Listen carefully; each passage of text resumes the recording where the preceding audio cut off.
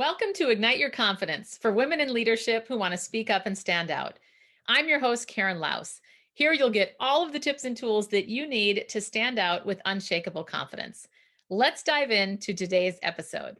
Today's episode is about how not to lead a sales call. This was inspired by a call where I was the potential client and I was quite astonished throughout the entire call of all the misses this person was making. And I wanted to share my learnings with you and what I would recommend to do differently, especially from a communication standpoint.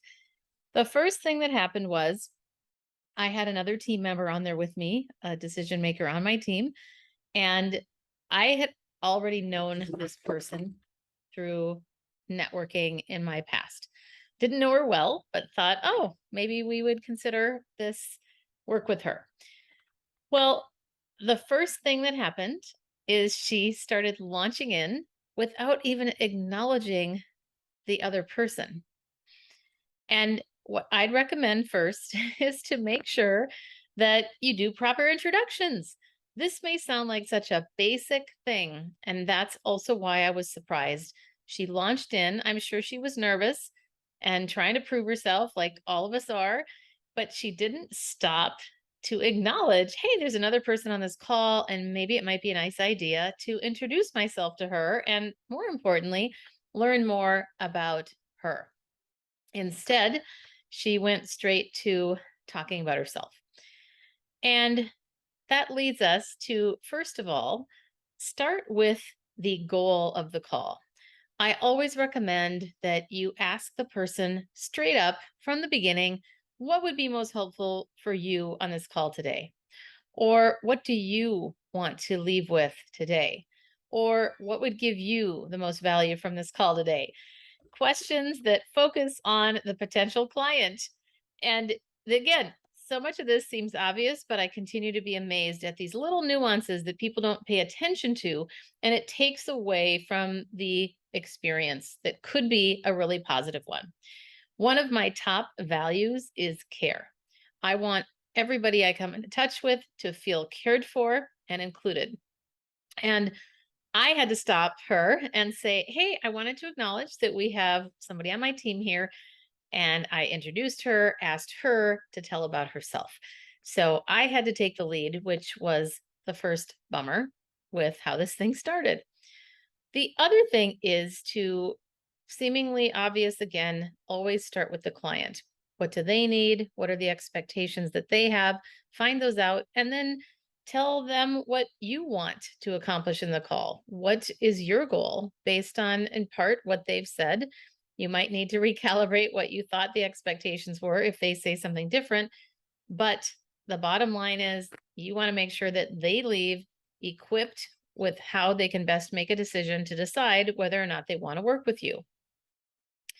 So that would be the first thing. The other thing is she talked a lot of information, data dump of information without a ton of context. And the truth is, I really didn't connect with much of it because it was such an overload of information.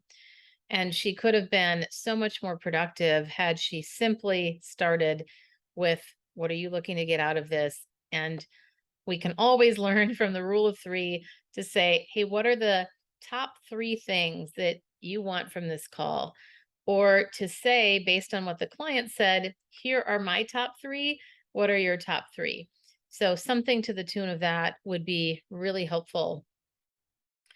And what I'd also recommend that you do is probe with questions to help the potential customer tell their problem, and then you can talk about how you would solve it for them.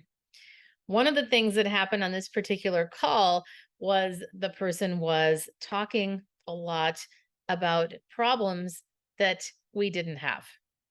And that right there felt like, she doesn't get it, felt like this was a waste of time. And that was frustrating. She could have simply asked more questions and paused to listen. The questions came much later. And the other thing that I want to say is that she didn't pause to ask how this stuff was landing. That is one of my favorite questions. When you put out your rates or you simply say something where you've talked for a little bit, stop, pause, and ask, how is this landing for you? That creates this open ended question, which gives them a chance to respond. And if you wanted to do a closed ended question, which I don't typically recommend, especially in a discovery call, but if you wanted to do that, then you could say something like, is this landing well for you? Or honestly, every time I think about a closed ended question, I can't really think of one very easily because so many of mine are open ended. But I would focus on, as much as you can, use the open ended question, get us to tell you the problem, and then show us how you'll solve it. Because that's what people care about, is how are you going to solve my problem? And the other thing that, if we go back, you could do this throughout, or probably better at the beginning, but I'm looking down at my notes going, oh yeah, this would be a good thing to remember to tell you. What are you looking for and how can I help? Those are great questions. You can also say, how is this tracking for you as you continue in the dialogue? Those are great questions to stop, find out, okay, is this helpful? That could be a closed-ended one. That's, or how is this helpful? What I would probably even say instead. And the interesting part is, after that call, I went back and thought, wow, 90% of the time that we spent was on her and her company. And the sad part is, it was a missed opportunity for her. And obviously, I shouldn't say obviously, but it's not a situation where I'm going to give her that feedback. But wouldn't it have been great when we said no, if she had responded with, what could I have done differently to get the business? Or what concerns do you have or did you have that I wasn't able to address on that call that caused you to say no? Or is there anything else I could have done to shift this in a different direction? And even to say, going back to the open versus closed ended questions, instead of saying, is there anything differently that I could have done? That's yes or no. What could I have done differently? Will give you a much more meaty answer for sure. The other thing that I thought was fascinating is how much she spoke about herself.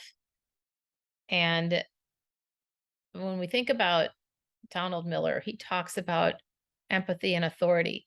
That what a customer needs to hear is that you empathize with their situation and that you have the authority and credibility to solve the problem. So, empathy and authority paired.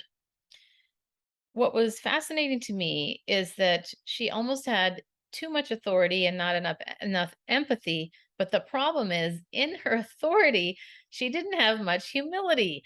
And that was quite an experience that made me go, okay, wow, that is not working for me. And here's the kicker that I think happens to a lot of us. She sold the program versus our problem. I'll say that again. She sold the program versus our problem. And that was her problem. Because if she had dove deeper, I don't know which one that is anyway, dove deeper with us, she would have been able to get quicker, much more efficiently. She could have gotten to the root of the issue, addressed those questions. We would have been definitely done with the call sooner. We may have done the business with her. Let's talk about one more thing, which is stay on time. And if you're going over, you better be aware of that and say something like, hey, I know we're at time, or we've got 5 more minutes. Do you happen to have another 15 that we could talk beyond the original time? Or some acknowledgement of time, because that call was set up for 30 minutes and at 45 minutes she was still talking. And I finally had to say, we're going to have to wrap up here soon. And of course, I wanted to be polite, but definitely you want to make sure that they have more time and you don't want to assume it for sure. And the other thing that was fascinating and I would be careful about, these are two phrases that sometimes people use, and I understand why we use them, but they can come across as condescending if we say them with a specific tone. Things like right, right, and then does that make sense? Does that make sense? And now, I will tell you, sometimes I'm on the fence with those. It's situational. Sometimes it's okay to say right or does that make sense? Most of the time, I would not recommend it because they're just filler words and filler phrases. Instead of saying, does that make sense? A better phrase would be something like, what is resonating with you in what I just said? Or one of my favorites, as you may know from following me, how does that land for you? And those will be much more efficient to getting the answer that you want to be able to address the concerns right then and there. And definitely at the end, making sure that you follow up with what are the next steps going to be. Here's what I'd like to find out from you, where you're at right now. What would you like to do as next steps? I, of course, have my suggestions, but how are you feeling? What are you thinking right now? You also want to be mindful. Those are great questions to think about. Feel and think. Those are words that can be interchangeably used. So think about that. What do you want? If you get the sense that you want to say, if you're thinking they're more feeling people, you could say, I mean, we're all emotional beings, let's face it. But you could say, how do you feel about this? That would be fine. You could also say, what do you think about this? That what do you think is often something that brings us more to the cerebral part of our brain, whereas the feeling is more of that, of course, emotional part of the brain. So something just to keep in mind as you navigate the waters of working with different people, connecting with different people, and experimenting with what does land for people one way or another. And let's face it, we're all a work in progress. I am definitely not trying to put this person down that did this call with me, but I thought it was such a powerful experience of what not to do for better or worse, that I wanted to do a podcast conversation about it because I think it's really important for all of us. And if I were to edit myself right there, don't say I think. It's really important for all of us to be clear communicators, to be inclusive of others, and to make sure that we are giving people what they want, what they came for. And the more we can ask those questions and then stop, pause, and listen, the more present we're going to be, the more people are going to trust us and like us.